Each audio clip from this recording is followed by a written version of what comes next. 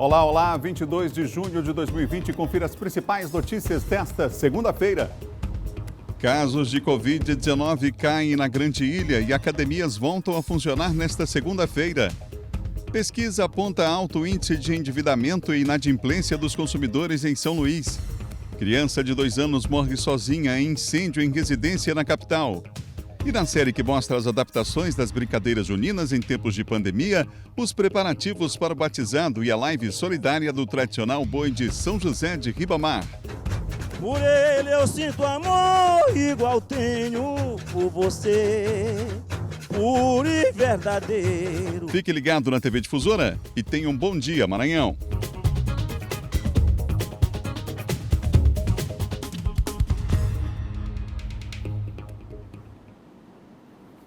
São 7h01, um ótimo dia para você, uma boa segunda-feira para você, para sua família, para todos que acompanham nesse momento o nosso Bom Dia Maranhão. Você pode ter certeza que esse é o desejo de toda a nossa equipe aqui do Sistema Difusora, que você tenha uma grande semana, tudo de bom para você nessa semana que está começando. Como eu digo, é hora de se encher de esperança, porque mais um dia já começou. O céu já está brilhando, aí o sol já está raiando, o sol brilhando nessa manhã de segunda-feira, e que bom que a gente está junto, né? Muita saúde para você, para sua família, esse é o nosso desejo. Estamos começando e até às 8 horas da manhã. Muita informação para você aqui na TV Difusora, você na capital e você também no interior do estado. Você que está aí acompanhando a gente pelas plataformas digitais, você vai lá e diz qual bairro que você está, qual a cidade que você acompanha o nosso programa, para a gente fazer o registro com o maior prazer aqui no Bom Dia, tá bom? Daqui a pouquinho o Silva Alves vai voltar com os destaques da área de segurança. Já vai estar com a gente aqui o John Coutrin falando de política e muito mais. São 7h01, gente, 7h01.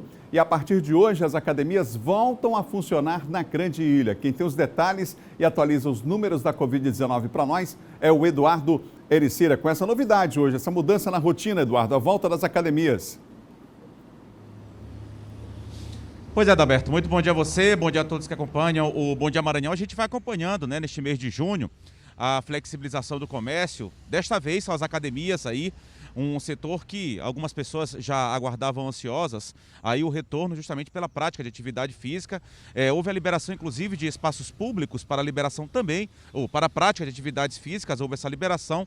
Muitas pessoas também aguardavam essa liberação por parte da academia, um setor também muito importante para a economia local, também os próprios proprietários, empresários nesse ramo, também aguardavam ansiosos essa liberação. A partir de hoje, dia 22, então, estão liberadas aí as academias para voltar a funcionar. Só que com uma série de regras aí estabelecidas pelo governo do estado, uma série de recomendações sanitárias justamente para conter o avanço do novo coronavírus. Está bem controlado aqui na Grande Ilha, mas é preciso ainda seguir as recomendações. É bom lembrar que o vírus ainda circula e para evitar o contágio. A gente vai repassar aqui algumas regras fundamentais, isso para todas as academias, são regras gerais, mas também tem algumas regras específicas que devem ser adotadas justamente para conter esse contágio de uma pessoa para outra, no caso do frequentador da academia para outro. Em regras gerais, aquele resumo de manter o distanciamento social, há inclusive uma norma de que, por exemplo, se a cada 4 metros quadrados tem que ter um distanciamento de pessoa para evitar a aglomeração, que daria aí aproximadamente esses 2 metros,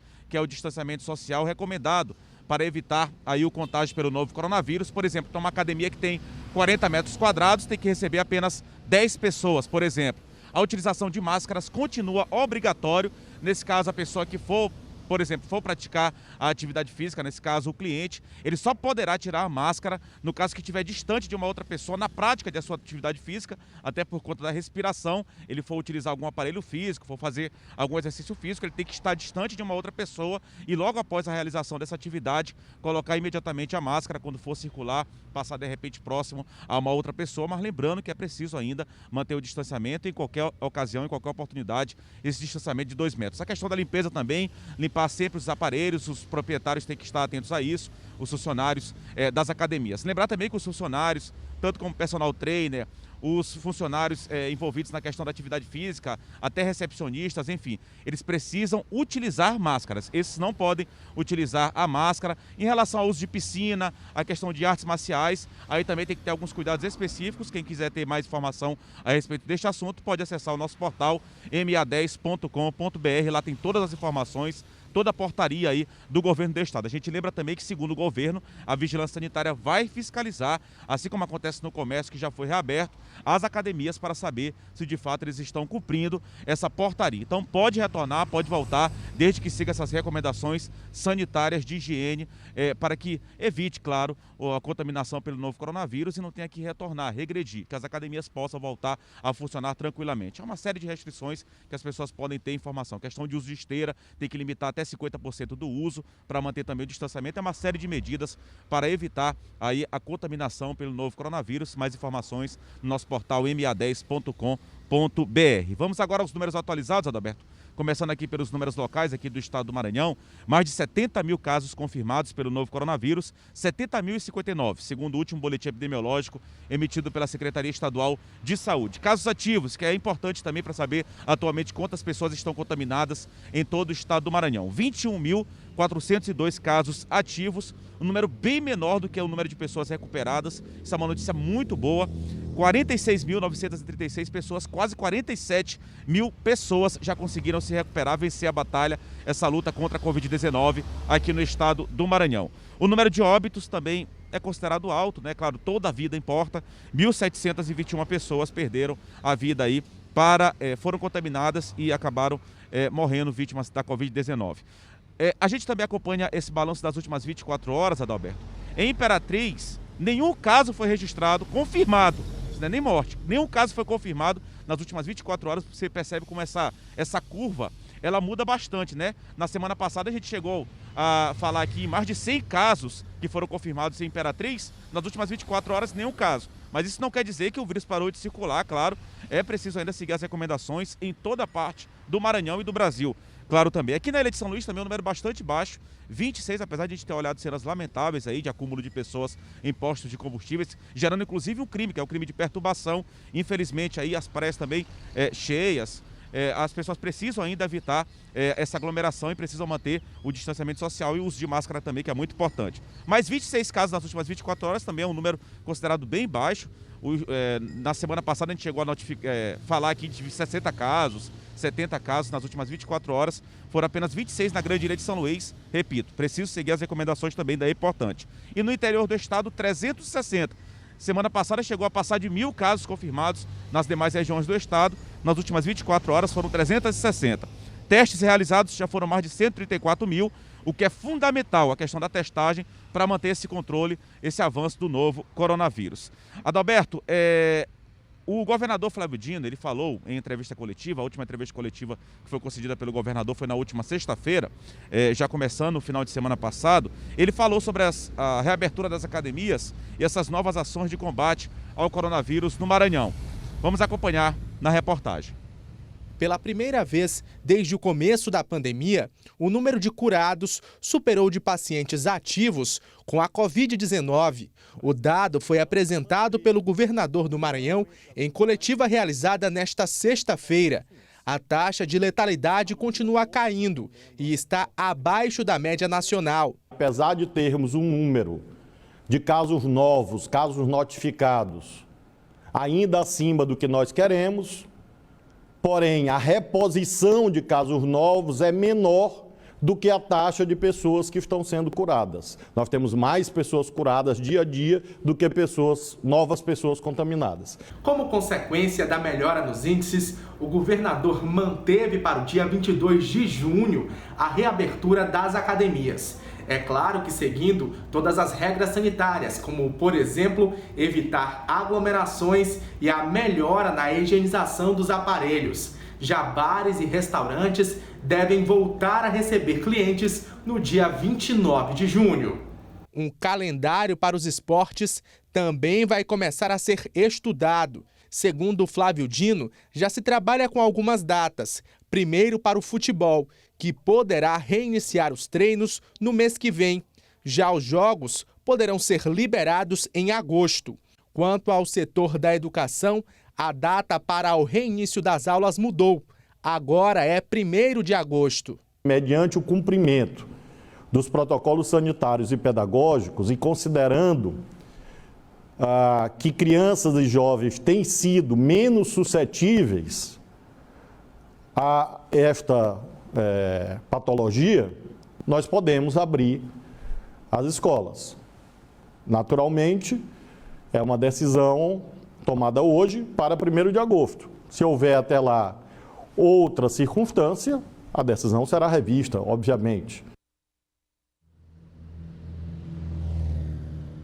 Pois é, só reforçando aí então o que o governador Flávio Dino falou, depende aí dessas datas, aí todas essas datas que foram estipuladas, futebol, questão de volta às aulas, assim como outras datas também envolvendo a flexibilização do comércio, seguir as recomendações, todos nós da população, todos nós fazemos parte, devemos estar engajados nessa luta, ainda de seguir as recomendações, sair só se for de máscara, ainda evitar aí a aglomeração, manter o distanciamento social, tudo isso ainda é muito importante. Só para finalizar, Adalberto, e telespectadores, atualizar aqui os dados nacionais. A gente falou inclusive sobre essa questão de romper essa marca de 1 milhão, que provavelmente seria nesse último final de semana, isso aconteceu. O Brasil já registra aí mais de 1 milhão de casos, ao todo 1.085.038 casos confirmados do novo coronavírus. É o segundo país, atrás apenas dos Estados Unidos, com mais número de casos confirmados e também número de óbitos. O país já rompeu a marca dos 50 mil óbitos, mais de 50 mil pessoas perderam a vida para essa pandemia terrível em que assolou todo mundo e continua assolando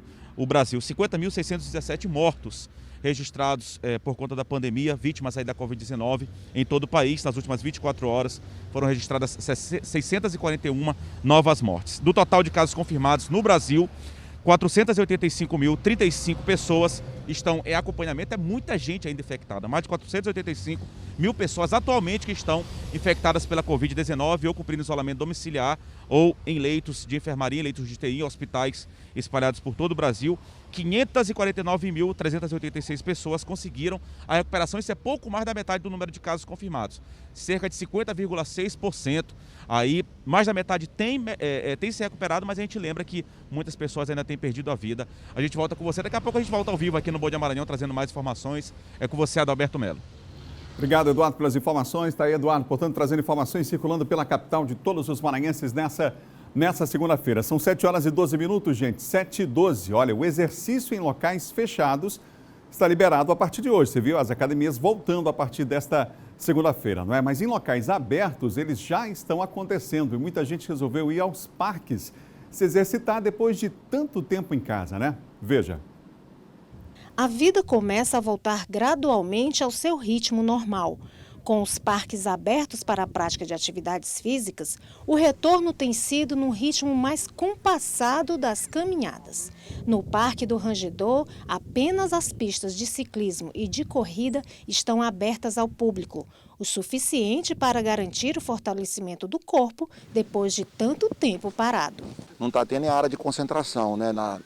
Nas quadras, nos playgrounds, isso não está funcionando, mas para andar, para poder andar de bicicleta, patinete, está tudo perfeito. Mantendo a caminhada, mantendo a forma, para poder o pulmão ficar tranquilo. Mesmo sem o parquinho e os brinquedos, o Alisson foi fazer uma caminhada com a família depois de 3 meses de isolamento. É muito bom porque a gente está 3 meses em casa e sem poder, sair. Para este educador físico, a liberação para as atividades físicas em locais abertos pós-pandemia requer alguns cuidados que vão além do uso obrigatório de máscaras, álcool em gel e evitar as aglomerações. O profissional lembra que o corpo precisa retomar o condicionamento com alguns cuidados. Procurar um profissional, verificar a intensidade desse exercício que só o profissional de educação física está apto a realizar e a prescrever, e na hora da escolha da máscara, identificar se o material ele é possível realizar uma atividade mais intensa ou não, para que também não tenha dificuldade na respiração durante o exercício. Com a reabertura das atividades, novos hábitos começam a fazer parte da rotina no trabalho, na vida e também no lazer. Respirar ar livre é muito bom depois de 3 meses dentro de casa. Verdade, respirar o ar puro aí estava fazendo falta, né? Com certeza. São 7 horas e 14 minutos. A evolução e a velocidade dos casos confirmados de Covid-19 no Brasil são objeto de uma pesquisa financiada pelo Ministério da Saúde. Em Imperatriz, esta semana, o estudo entra em uma nova fase. A pesquisa é financiada pelo Ministério da Saúde e realizada pelo IBOP, Instituto Brasileiro de Estatística e Opinião Pública. Imperatriz se prepara para a terceira fase da pesquisa EP-Covid-19. Ao todo serão 3 dias de pesquisa. nos dias 21, 22 e 23 de junho. O objetivo é estudar a evolução e a velocidade de casos confirmados da doença no Brasil. Saber de que forma o vírus tem se espalhado, né? E para que a gente possa contribuir com políticas públicas mais eficientes de combate à pandemia, já que a gente vai utilizar, né, os valores e os dados científicos para a realização de pesquisas de políticas públicas mais eficientes. São mais de 2.000 pesquisadores indo às ruas e visitando residências e, posteriormente, mostrar cada fase do estudo, comparando com os testes feitos anteriormente para verificar a variação, andamento e desaceleramento da pandemia no país e em cada estado. Para se ter uma ideia, na última pesquisa realizada na cidade, 250 pessoas foram entrevistadas. Dessas, 45 testaram positivo para o coronavírus, tendo uma proporção de 16,5% com anticorpos da doença. O grupo familiar é realizado por sorteio, uma pessoa do grupo familiar é sorteada, né? É realizado o teste com essa pessoa. Caso essa pessoa dê negativo, o teste é realizado a entrevista normalmente e concluído o teste. Caso essa pessoa dê positivo, todas as pessoas do grupo familiar, mesmo aqueles que não moram, mas que dormem na residência por mais de 3 dias, serão também testados. Lembrando que testes rápidos e medicação por prescrição médica estão sendo realizados em 4 unidades básicas de saúde de Imperatriz. Os ambulatórios exclusivos para o combate ao novo coronavírus estão localizados nas UBSs Maria Aragão, Milton Lopes, Vila Lobão e Cafeteira, com horário de atendimento das 8 da manhã às 8 da noite. Da região Tocantina para a região dos Cocais. Em Caxias, produtores rurais estão vacinando o gado contra a febre aftosa. Por conta da pandemia, o prazo para informar a vacinação foi ampliado. A campanha este ano começou no dia 1º de junho e se estende até o dia 30 deste mês. Mas os criadores e produtores rurais devem comprovar a vacinação de seus rebanhos junto à AGED, Agência Estadual de Defesa Agropecuária do Maranhão, até o dia 31 de agosto. A comprovação ela pode ser feita tanto da forma presencial, nos escritórios da AGED, onde a sua propriedade está cadastrada. Dessa forma, é importante o pré-agendamento através do telefone 99902-1001 para evitarmos aglomerações nos escritórios. Nessa primeira etapa de vacinação contra a febre aftosa, bovinos e bubalinos de todas as idades devem ser imunizados. O processo acontece nesse período visando garantir a adequada orientação da vacinação durante a pandemia da Covid-19. A dose a ser administrada em cada animal é de 2 ml. O presidente do Sindicato dos Produtores Rurais de Caxias destaca sobre a importância de se manter o rebanho vacinado. Para evitar exatamente que essa doença apareça e cause um grande prejuízo para a economia do país, porque nós sabemos que o país, hoje, basicamente, 1/3 da nossa economia gera do agronegócio. Então é necessário que nós façamos a nossa parte, vacinando principalmente contra a fitosa, contra a raiva. Para evitar aglomerações nos escritórios da AGED, além do atendimento presencial, o órgão também disponibiliza atendimento virtual agendado, através de plataformas online. O endereço é aged.ma.gov.br. É muito importante que o criador vacine até o dia 30 de junho e comprove a vacinação dos seus animais até o dia 31 de agosto, para futuramente retirarmos definitivamente a vacinação contra a febre aftosa do rebanho maranhense. Reforçando então, o prazo que foi estendido foi o prazo para confirmação, para oficialização de que você vacinou, a comprovação da vacinação, tá bom? A vacinação continua com prazo normal, como você viu na reportagem, até o final deste mês de junho. Confira agora o nosso giro de notícias. A Defensoria Pública da União publicou um guia com perguntas e respostas para auxiliar pessoas que tiveram auxílio emergencial negado e querem recorrer ao órgão para conseguir um acordo e evitar um processo judicial. A Defensoria Pública da União está presente em todas as capitais e em mais 43 cidades do interior. A contestação só será possível nos casos em que a pessoa tenha o direito, mas por um problema cadastral teve o pedido indeferido. A Prefeitura de São Luís, por meio da Secretaria Municipal de Trânsito e Transportes, inicia hoje o agendamento dos serviços voltados apenas para a classe de taxistas que atua na capital. A retomada dos serviços ofertados pelo órgão está acontecendo de forma gradativa, seguindo todas as recomendações de proteção e prevenção à Covid-19, conforme preconizam os protocolos sanitários para este momento de pandemia. Desde o início da pandemia do novo coronavírus no país, a Justiça do Trabalho recebeu mais de 7.000 ações trabalhistas, de acordo com o levantamento feito pelo Tribunal Superior do Trabalho. Os números referem-se ao período entre janeiro e maio e incluem todas as varas e tribunais do trabalho do Brasil. As principais demandas que foram ajuizadas pelos trabalhadores na primeira instância, porta de entrada da Justiça Trabalhista, tratam da cobrança de verbas rescisórias que não foram pagas pelo empregador. Somente essa questão equivale a 22,9% do total de processos. Desde o início das medidas de isolamento social, muitas empresas não conseguiram manter o quadro de funcionários e fizeram demissões. No próximo bloco, o Silva Alves vem aí com as notícias de segurança. Destaque, infelizmente, para uma criança que morreu após um incêndio aqui na capital. E mais, pesquisa aponta que endividamento e inadimplência em São Luís tem maior alta dos últimos 9 anos. A gente vai falar sobre o assunto, inclusive, com um economista, numa entrevista ao vivo aqui no Bom Dia. São 7h21. Voltamos já.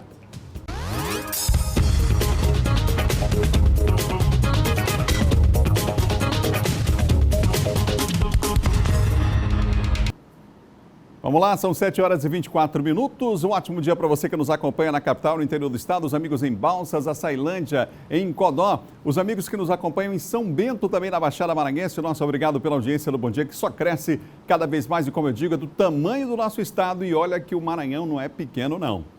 Estamos de volta agora para falar de segurança.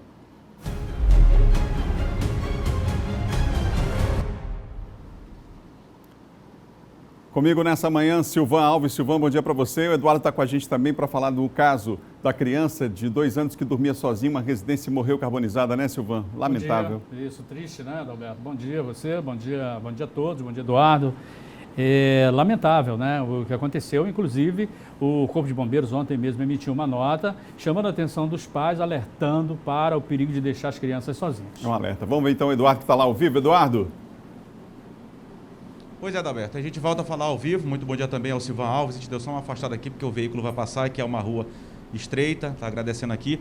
Pois é, Adalberto, mas a gente está ao vivo aqui em frente à casa onde aconteceu aí esse episódio lamentável nesse último final de semana, mais precisamente às 11h42, já bem próximo à meia-noite, aí já próxima virada para a madrugada de domingo, na noite de sábado, nesta casa que fica na Rua 2, no bairro da Redenção. A gente percebe aqui que tem muita cinza aqui na porta da casa, uma escova ali que foi queimada, também um tapete aqui que está parcialmente queimado. A gente não sabe, claro, confirmar se estava dentro da casa, mas provavelmente sim, um colchão, viu, Adalberto? A gente também não tem essa confirmação. A casa está fechada, a gente não tem a confirmação se a criança dormia nesse colchão, mas ele foi incendiado, ele está queimado, dá para perceber aqui claramente pelas imagens, ali também parte do colchão, que provavelmente se desprendeu aqui, acabou saindo, acabou se desmontando por conta aí do incêndio que aconteceu. A vítima tinha apenas 2 anos de idade, lamentável, Adalberto e Silvan, a vítima Maíla Bianca Pestana dos Santos, uma criança aí de apenas 2 anos de idade, de acordo com o Corpo de Bombeiros do Maranhão, um incêndio aí que começou no quarto onde justamente essa criança de 2 anos dormia. Por meio de notas, os bombeiros informaram que uma equipe foi acionada pelos vizinhos e chegou ao local 11 minutos após a chamada. A criança que estava dormindo em uma cama quando o fogo começou, a nota ainda do Corpo de Bombeiros alertou para os riscos de deixar incapazes desacompanhados de adultos, uma vez que em casos de incêndio, gases tóxicos são liberados rapidamente, levando vítimas à inconsciência e neutralizando qualquer possibilidade de reação. Imagina de uma criança de apenas 2 anos de idade, que é um erro. Segundo informações que obtivemos, os pais não estavam em casa, inclusive a Superintendência de Homicídio e Proteção à Pessoa, a Polícia Civil, além do Corpo de Bombeiros, claro, que aguarda a perícia, e também a Polícia Civil está aguardando uma perícia. Já é errado deixar uma criança de 2 anos sozinha em casa, mas a polícia também aí está investigando também a participação, essa falta, na verdade, de participação dos pais tomando conta da criança, uma criança de apenas 2 anos de idade, porque teriam deixado essa criança sozinha. Claro, a Polícia Civil ainda vai investigar este caso também. Fato lamentável que essa criança de apenas 2 anos de idade morreu após essa casa no bairro da Redenção, na Rua 2, próxima aqui à região central da cidade. Acabou em um incêndio, tirando a vida dessa menina de apenas 2 anos de idade. Mais detalhes, claro, a respeito deste assunto, a gente acompanha ainda, vai falar aqui muito durante a programação da TV Difusora. A gente volta com você, Adalberto e Silvan Alves. Obrigado, Eduardo. Eduardo está ao vivo lá, portanto, e aí, Silvan, fica aquele alerta mais uma vez. E lembrar que, se for comprovado realmente essa situação que foi divulgada até agora e levantada pelo Corpo de Bombeiros, isso é crime e os pais podem responder, Sim, devem responder. Por isso que o caso foi repassado para a Superintendência de Homicídios e Proteção à Pessoa, porque os pais dessa criança, caso comprovado de que eles abandonaram, deixaram a criança sozinha, que se caracteriza abandono de incapaz, e automaticamente eles poderão responder na forma da lei pelo abandono e, consequentemente, poderão responder também pela morte da criança. Silvão, vamos mudar de assunto, porque várias aglomerações foram registradas em postos de combustíveis aqui na capital. Isso já acontecia antes, a gente sabia disso, né? Mas parece que o pessoal estava tão preso em casa que agora saiu e na madrugada foram vários os pontos da cidade que registros dessa natureza aconteceram, né? A gente tem algumas imagens aqui. Esse é aqui. Na Maiobinha, na MA201, não é? E que mostra aí toda a aglomeração, desrespeito à lei de trânsito, carro estacionado em mão dupla, na contramão, em cima do canteiro, não é? O som, que é um crime ambiental, também é muito aí alto. são vários condomínios aí próximos aí, os moradores não aguentam o som que incomoda, ninguém consegue dormir, e o barulho, né? Ensurdecedor. Além, Adalberto, dos riscos que pode ocorrer, um incêndio, uma explosão, não é? Esses rapazes, esses jovens, nem mesmo eles têm noção do perigo que eles estão correndo, coloca em risco o pessoal do posto, né? O frentista que está trabalhando. Então, por isso, já há uma intenção de chamar a responsabilidade também dos proprietários desses estabelecimentos, porque não é só isso aí na Maiobinha, tem lá na Lourenço Vieira da Silva, tem lá no Turu, na São Luís Rei de França. Geralmente tinham ali perto do retorno da UEMA, tinham que ficar o tempo todo também. Esse lá, perto do terminal, aí, né? Ali próximo do terminal da integração, é bem pequeno, e aí você imagina lá a aglomeração de carro e gente, bomba, o depósito de gás está lá perto e o pessoal fumando, esse aqui é o perigo, né? E aí os moradores desse condomínio estão assustadíssimos com isso aí, essa aglomeração, que segundo eles não tem dia, todo dia, à noite, essa aglomeração, ela acaba acontecendo. E no mais, também tem o fato das brigas, né? Durante a madrugada, eles brigam, se desentendem, aí começa, né? A confusão terrível, o que causa pânico também para os moradores, essa violência que acaba ocorrendo no entorno, né, desses postos aí de combustível. A polícia fez a operação no sábado, fez na sexta, fez no sábado e fez no domingo, porque quando a polícia sai, eles voltam, entendeu? Geralmente são pessoas que têm carro, então eles têm um deslocamento fácil. Então, naquele posto de gasolina ali da Coab, bem na subida do elevado, na rampa do elevado, bem à esquerda, na Coab ali, esse posto de gasolina que é justamente nessas imagens aí. A polícia teve na sexta, teve no sábado, e olha, essas imagens são já de domingo, onde eles já estavam novamente lá aglomerados, aí nesse posto, olha lá, aglomeração enorme. Ali tem um tipo de um centro comercial, e eles estacionam lá e tomam conta dessa calçada aí, né? Uma aglomeração muito grande, porque o pátio do posto de combustível fica completamente cheio. E aí eles migram para as lojas ali próximas. Silvão, a situação também é complicada de quem trabalha nesses postos. Eu tive a oportunidade de conversar com alguns trabalhadores dessas lojas de conveniência. Por mais que eles peçam que as pessoas não coloquem o som, sabem que é proibido. Tem uma placa enorme lá, dizendo que é proibido colocar som. Mesmo assim, isso acontece. Muitas vezes os próprios funcionários dos postos ficam sem saber o que fazer, porque é uma questão de segurança também. Eles ficam com medo, não tem segurança. É perigoso para eles em todos os aspectos. A questão da segurança e também, se houver um acidente, eles também estão na linha de frente, né? E aí são pais de família, mães de família que podem perder a vida. Silvão, os motoristas de aplicativo continuam sendo alvo dos bandidos? Sexta-feira foram 5 motoristas de aplicativo assaltados. Um deles teve muita sorte, olha lá, o orifício do buraco, né, como popularmente chama o buraco da bala, bem na coluna, do lado do motorista, aí do lado do passageiro, né, que ele foi levado ali para a Vila Nazaré, ali no entorno do Maiobão, próximo na área do município de Passo do Lumiar. Os três bandidos, perigo, né? É um perigo muito grande.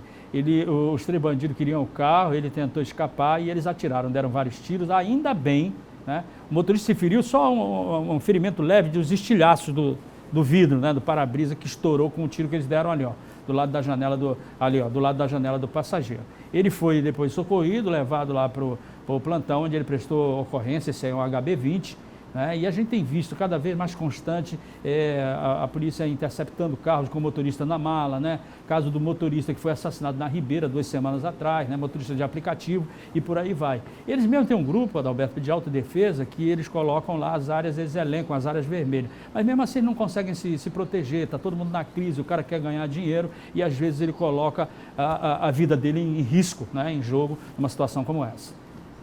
Obrigado, Silvão. Até amanhã, hein? Ok, até amanhã. Bom dia, pessoal. Silvão Alves apresenta de segunda a sexta aqui na TV Difusora o Bandeira 2. Começa às 6 horas da manhã com toda a sua equipe logo cedinho por aqui. São 7 horas e mais 12 minutos e agora a gente vai falar de economia.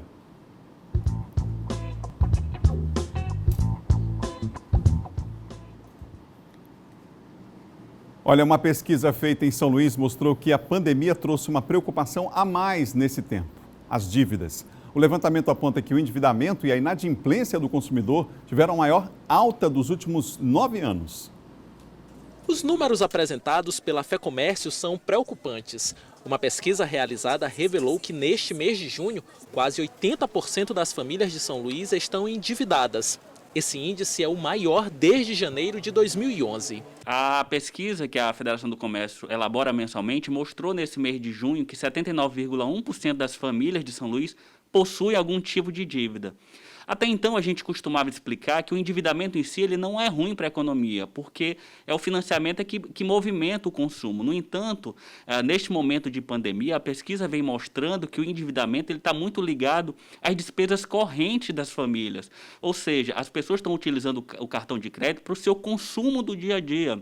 Os principais tipos de dívidas dos consumidores maranhenses têm relação com os cartões de crédito e carnês de loja.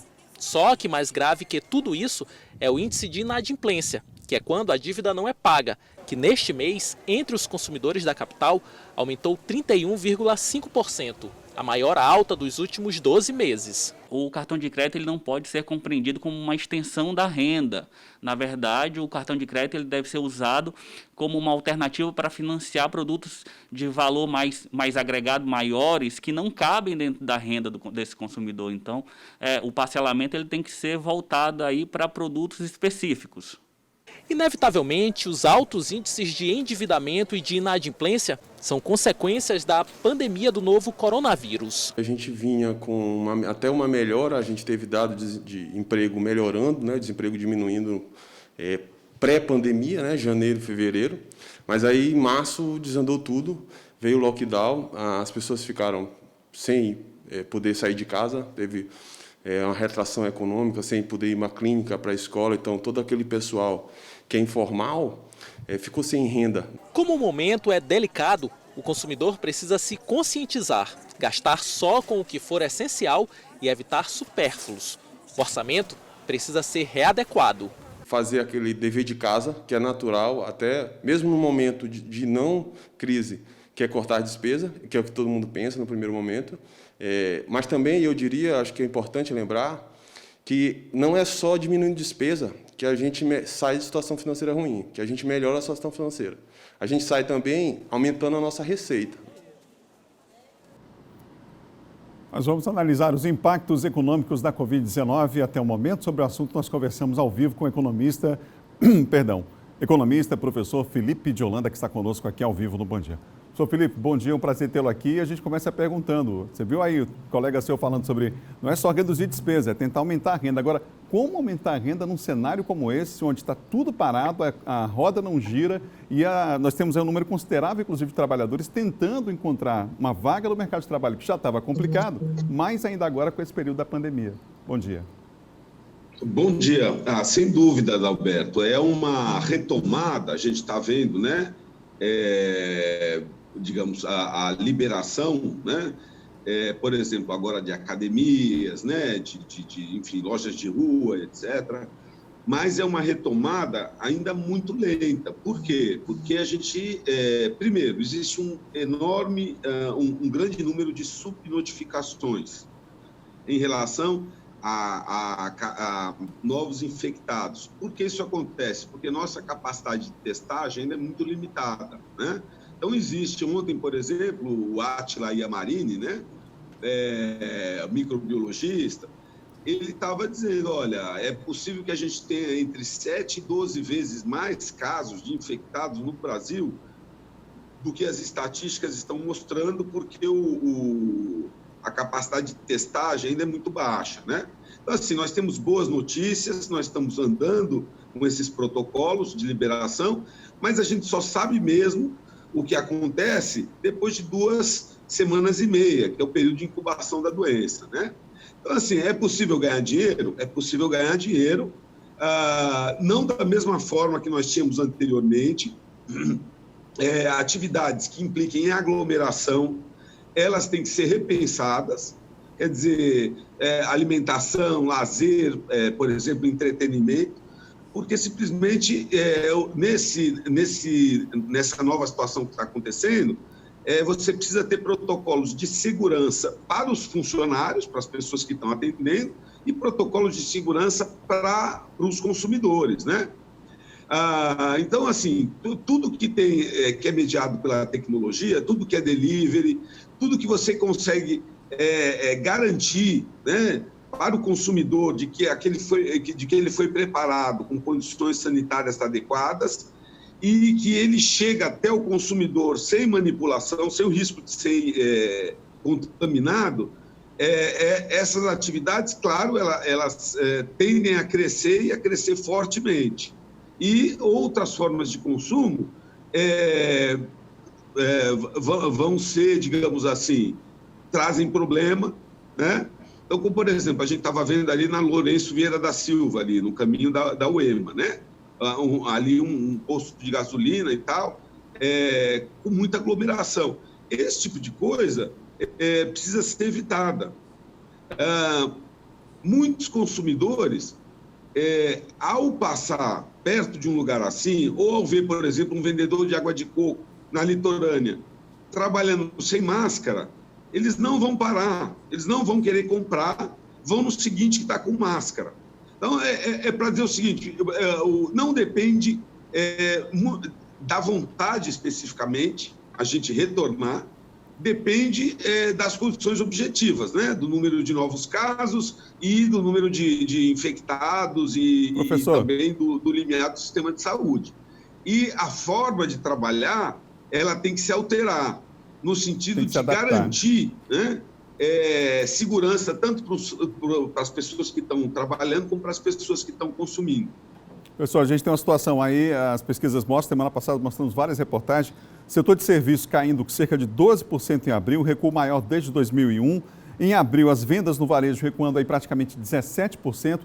Pode-se dizer que 2020, já que a gente já está aí mais da metade do ano, é um ano perdido do ponto de vista da economia, professor?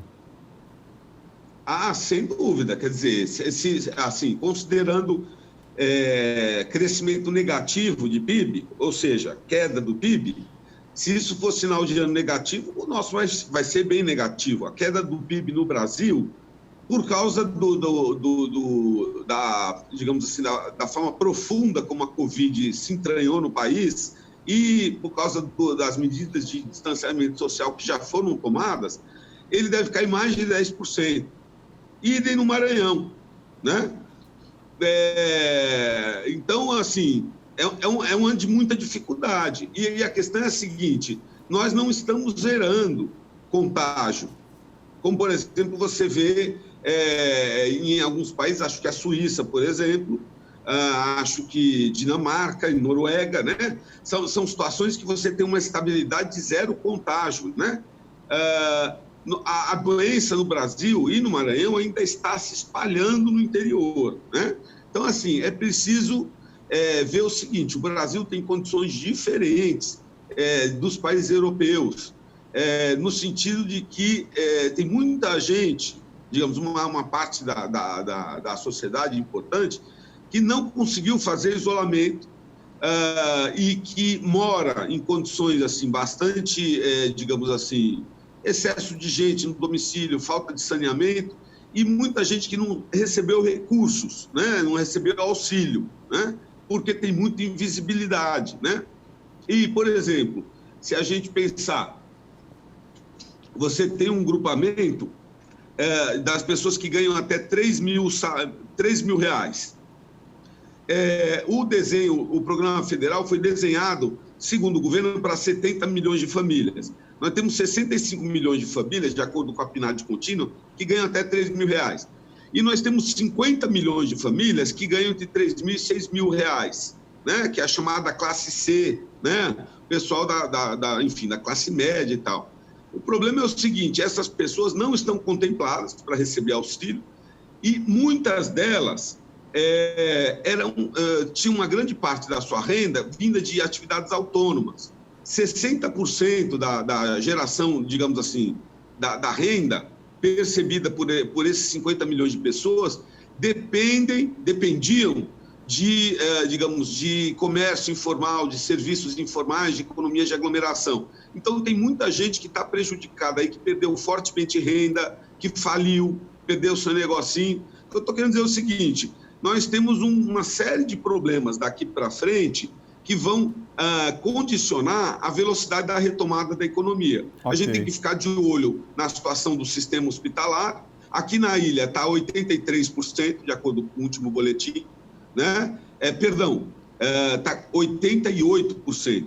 E lá no interior está perto de 80%. Ainda é muito alto. A segurança é quando você tem apenas 70%, no máximo, dos leitos de UTI e respiradores ocupados, né?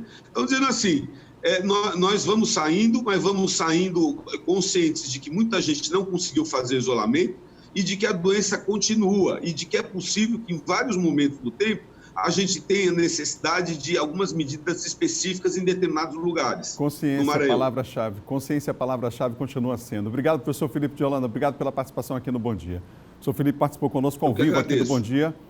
Professor que é economista, professor, esteve conosco aqui no Bom Dia falando sobre esses impactos. É claro que nosso tempo aqui é reduzido, mas é um assunto que dá para falar durante, inclusive, mais tempo, né? No próximo bloco tem John Coutrin e o bloco de política aqui do Bom Dia. Destaque para PEC, que adia eleições, que pode ser aprovada pelo Senado até quarta-feira, hein? Imagens em tempo real do trânsito na capital você vai ter também. São 7h44, a gente vai para o intervalo e volta já já.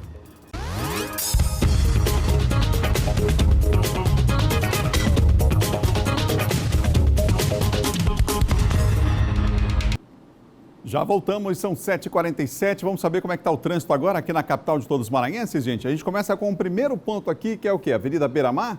Está tranquilo o trânsito, está tranquilo e favorável por lá, ó. Avenida Beira-Mar, Ponte do São Francisco,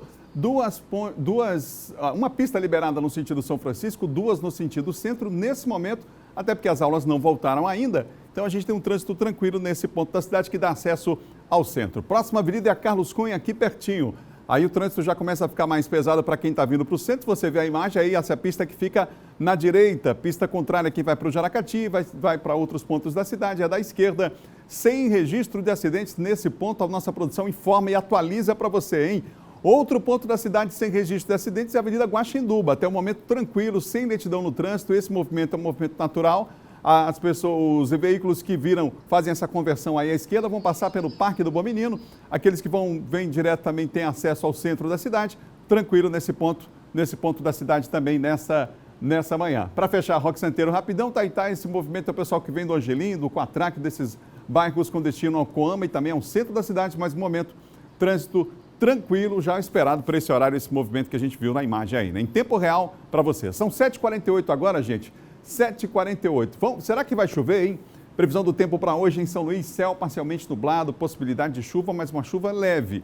Em São Luís, mínima de 24, máxima de 30 graus. Imperatriz, na segunda maior cidade do estado, tem previsão de céu parcialmente nublado, baixa probabilidade de chuva, 20 a mínima, 32 a máxima. Para fechar, Caxias, com céu parcialmente nublado, possibilidade de chuva leve por lá, mínima de 22, máxima de 32 graus, tá bom? Vamos em frente com o nosso Bom Dia. Um abraço aos amigos aí em Bacabal, acompanhando a nossa programação em Santa Inês, em Açailândia. Também os amigos aí na cidade de Itapecuru-Mirim, acompanhando a nossa programação. Nosso muito obrigado pela audiência aqui no nosso Bom Dia. Vamos em frente porque até às 8 a gente fica por aqui com muita informação para você. As celebrações presenciais de casamento civil que estavam suspensas desde o mês de março foram retomadas aqui na capital. As cerimônias seguem as normas estabelecidas pelas autoridades sanitárias. 6 casamentos foram realizados nesta sexta-feira. O primeiro deles foi o da Amanda e o do Leudson. Entre namoro e noivado, O casal já está juntos há 6 anos. É inexplicável, né? Muita felicidade, alegria tanto nossa quanto da família, né? E é um momento diferenciado, né? Tem casal que oficializa a união logo no começo da relação. Já outros esperam um pouco mais. É o caso de seu Salvador, de 88 anos. Depois de 35 anos convivendo com Dona Maria de Fátima, ele enfim resolveu oficializar o casamento. É muito boa, porque a minha vida foi sempre boa. E há 35 anos nós já vivemos juntos. Está na hora de nós oficializar essa união. Dona Maria de Fátima nos conta que sempre deixou para o companheiro decidir o momento certo, mas nunca pensou que fosse esperar tanto tempo. Às vezes eu falava em casamento, mas ele pulava fora. Eu não, ainda não está na hora. Ainda não é hora de falar para ele mesmo. Não vou encostar ele na parede, vou viver mais. Esperei e chegou. Hoje eu estou realizando meu sonho. A Covid-19 acabou adiando os planos de muitos casais que pensavam em oficializar a união. O número de casamentos realizados no civil, por enquanto, ainda segue reduzido, para que se evite aglomerações, medida básica de prevenção da doença. A gente está tomando todas as precauções, fazendo poucos casamentos para que não fique muita aglomeração, para a gente dar prosseguimento à documentação das pessoas que necessitam da certidão do casamento. Os casamentos presenciais aqui no Fórum Desembargador Sarney Costa voltaram a acontecer há cerca de 20 dias, mas tudo com muito cuidado. Somente o casal e as testemunhas acompanham a cerimônia e todo mundo usando máscara. Agora, para quem ainda está com medo de sair de casa, uma outra opção é o casamento por videoconferência. A Corregedoria de Justiça, através do nosso corregedor, Paulo Velter, autorizou os casamentos por videoconferência, né, em parceria com os cartórios das serventias extrajudiciais, né? E todos esses pormenores podem ser esclarecidos através da nossa juíza auxiliar Sara Gama. Bem mais seguro, confortável, né? E uma maneira bem diferente de casar. Casamento diferente, né? 7h52, é hora de falar de política?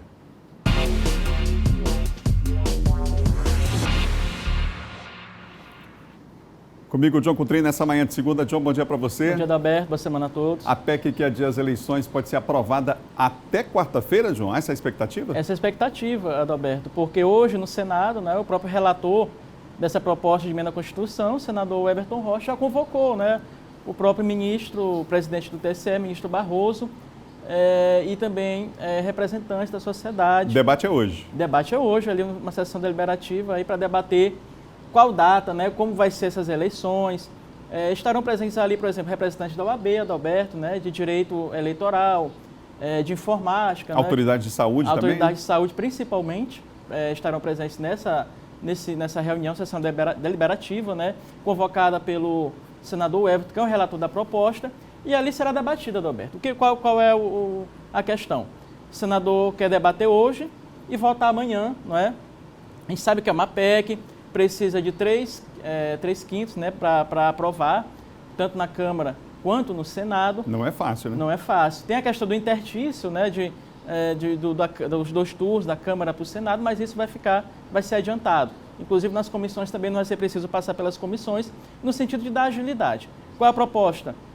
Eleição no primeiro turno, dia 15 de novembro, e segundo turno, 29 de novembro, né? Tudo no mês de novembro. É claro que isso precisa ser debatido ali naquela casa, e isso vai ser feito hoje pelo senador Everton, relator da proposta, e no máximo até quarta-feira já se encaminha, Adalberto, aí, né, para a Câmara, para ser votado na Câmara e aprovado. Ô, John, rapidinho, para fechar, 2 informações, uma do MDB e a outra do PCdoB, porque o Jefferson Portela declarou apoio ao Madeira aqui em São Luís. Jefferson Portela, secretário de Segurança, é filiado ao PCdoB, né, Adalberto? Sim. Ele até se colocou, outrora, como um possível candidato a prefeito de São Luís. A gente sabe que o Jefferson Portela, o secretário de Segurança, é um quadro histórico do PCdoB, sempre militou nesse partido, no PCdoB, mas ele não vai apoiar um candidato do PCdoB. Ele vai apoiar um candidato de outro partido, que no caso é o ex-juiz Carlos Madeira, que está no Solidariedade. Que e no caso do MDB? Qual é a informação que você tem? Do MDB, no caso do MDB, é que o partido pela primeira vez admitiu, deputado Roberto Costa, admitiu que a Rosana Sarnez, governador, não é mais o plano A, nem B, nem C.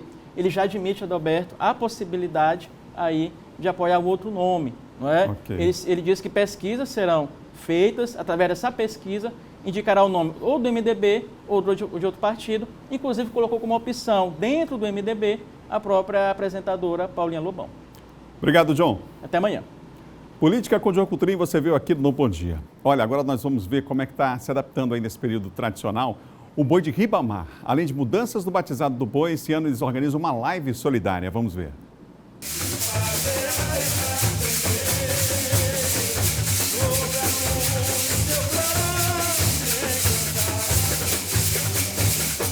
Esse ano, as vozes dos cantadores não vão ecoar nos arraiais, mas ganharam espaço na internet.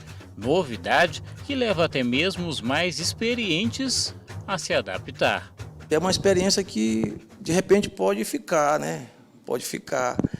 Mas isso é bom, e já vamos fazer a nossa parte aí, e vai ser uma coisa muito legal. Sou da potência do oiteiro, temos o santo padroeiro, protegendo toda a nossa gente. Chagas, Jonathan e Rony são cantadores do Boi Pai da Malhada, o boi de São José de Ribamar. O grupo, criado em 1976, já é tradição na cidade santuário. Orgulho para quem faz parte. O importante da nossa cultura era viver o momento com os brincantes, com o povo, né? É o que sustenta a cultura ainda, que sustenta a nossa energia, é os brincantes, é os simpatizantes. Nunca pensei em passar pelo Boi de Ribamar, né? Até porque um garoto novo, apenas com 4 anos de cantoria, ingressar num boi grande com o Boi de Ribamar, pelo nome que tem. Pelos cantadores que já se passaram, né? Que não tem como negar que João Chiador foi uma lenda, a gente não pode esquecer. Mas eu novo, num boi grande, mas aí a responsabilidade foi muito grande, mas graças a Deus e o Santo de Luz consegui dominar e ficar até hoje. O tirateima da ilha, o recado foi dado para quem quiser me provocar. A sede será palco do batizado para a temporada, transmitido em uma live pela internet. Outras maneiras da gente transmitir a alegria para o povo, que o povo também dentro de casa, com suas famílias reservadas e confraternizando a alegria desse nosso batalhão de Ribamar. Vamos ver Chiador cantar. Já é alta madrugada, mas vale a pena esperar. A live também é solidária. Os espectadores vão poder fazer doações durante toda a apresentação. Nós temos aí para todo mundo a conta do Banco do Brasil, do Boi de Ribamar, para fazer suas doações, quem puder. Quem puder também, nós temos o ponto de coletas de cestas básicas lá na sede do Boi. E todo mundo que puder participar desse grande show do Boi de Ribamar, nas suas casas, vão observar um grande trabalho da gente. O pai da malhada. E é com imagens do Boi de Ribamar que a gente encerra o Bom Dia dessa segunda-feira, pessoal, para a gente se inspirar. Imagens do Boi de Ribamar para a gente encerrar o Bom Dia. Até amanhã. Vamos lá. Ninguém jamais consegue esquecer. Por ele eu sinto amor, igual tenho por você, puro e verdadeiro, enquanto meu coração bater. Por ele eu sinto amor, igual tenho por você, puro e verdadeiro, enquanto meu coração bater.